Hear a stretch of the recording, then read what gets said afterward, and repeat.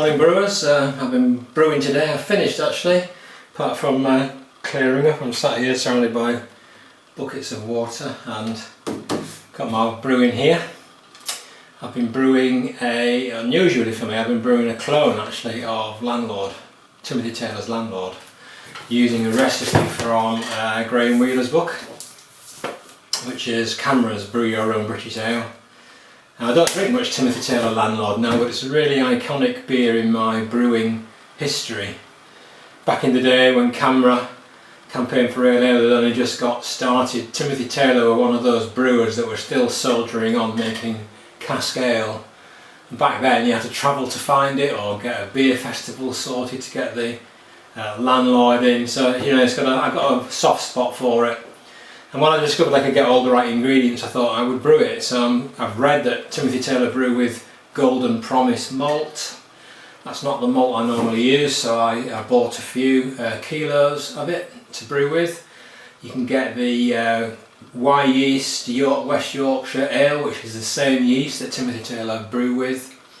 And they use Styrian Golding and Golding hops, so I've managed to get all of the same ingredients as Timothy Taylor apparently used to brew their beer, and I've brewed a clone of it, so we'll see how that turns out. Starting gravity should be 1042.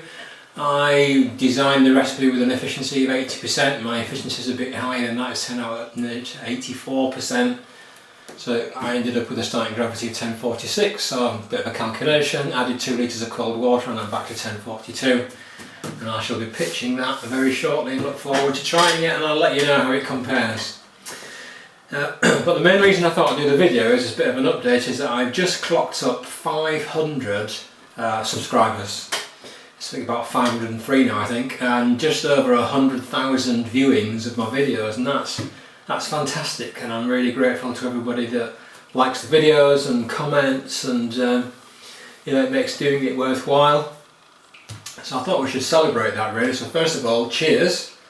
I'm going to celebrate with a glass of my vanilla oatmeal stout, which is based on the recipe in good old Greg Hughes homebrew beer, but I've added some vanilla essence to it.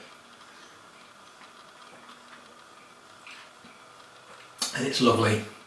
It's a really nice brew, and I think that, well, several people have said the reaction often has been, give me that in the pub and I'll be well happy, you know, drinking that. And you can't get much of a better endorsement than that, can you? So I'm really happy with that. But I think we should celebrate, and I should do a bit of a giveaway, I think, to you, to someone, to celebrate that getting to 500 and 100,000 views. So I'm a big believer in reading round about brewing. So what I'm going to do is give a book away. So here are 5 books that I use and like, and I'm going to tell you about them, then we're going to give one away. So you all know that I use Homebrew Beer by Greg Hughes. If you're going to buy one book, I would buy this one if you were starting out in home brewing. Fantastic guidance, fantastic recipes, right through to exactly what yeast to use, which I particularly like, and a whole range of styles. And you know, I've never had a bad recipe, bad brew brewed from one of the recipes in Greg Hughes' book. Can't recommend it enough. So that's one book. Next I'm going to go to the classic John Palmer How to Brew.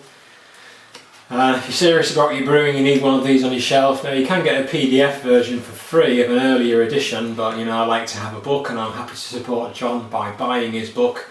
It's a more technical dive into what's going on when you're brewing.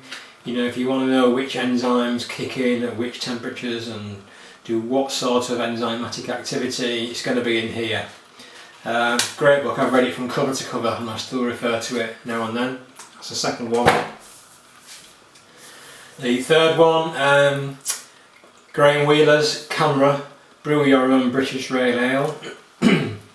This has got a great collection of recipes, all to get you into the right ballpark of brewing a beer in the style of a beer that you already really like. So that's where my Landlord recipe came from. The only thing that disappoints me with this book is that they don't say which yeast to use, so you're going to have to use a bit of common sense about choosing a yeast. But given that a yeast is such an iconic, you know, an influential ingredient, this book would be you know, double the value, I think, if it also told you the yeast. But you might be able to find out the yeast like I did, you know, with a bit of research. So that's book 3. Book 4, I'm partway through this book. Drew Beecham and Denny Conn. I listened to their podcast Experimental Brewing, and they have a website, experimentalbrew.com.